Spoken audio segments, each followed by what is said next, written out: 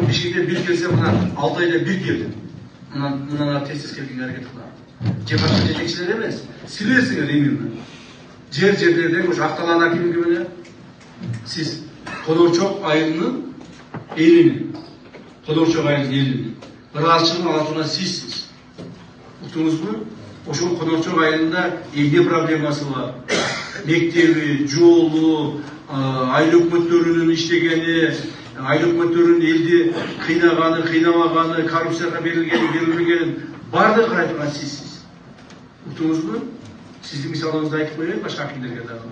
Ошондуктан акимдер, урматтуу акимдер, жакшылап иштейбиз. Мен кече Чүйдө болгондо, Чүйдүн бүт акимдерин, мэрлерин чогултуп, ал жерде көп билесиздер, чоң область. Ошол менен сүйлөшүп айттым эле. Аларга 3 күн убакыт берген.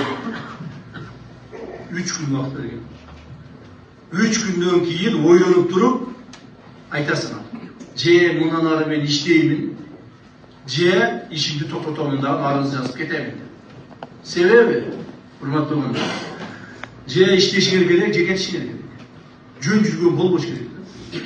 Мамлекеттик мындай чоң кызматты аркалап, жөн эле ары басып, бери басып, акиммин деп жүргөн, же болбосо ошол акимдин убактысын кетирип жүргөн болбош керек.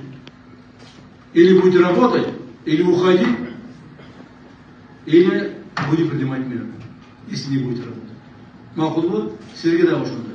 2-3 күн ойлонгула, 2-3 күн ойлонгула, карагыла, бай кетип эле калбасам болбойт.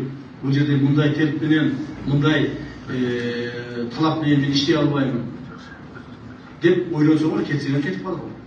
Ордуңарга башка иштей турган, тажрыйбалуу, жүрөгү жалындаган жаштарды алып берип коебуз. Жок, мен иштеймин, тажрыйбам бар, мындан ары дагы элге кызмат кыламын дей турган болсоңуздар, пожалуйста, иштеңиздер. Только мыйзамдын чегинде, жана койгон талаптарды аткаруунун негизинде. Жөндөн жөн аким жүрбөйт. Макулбу?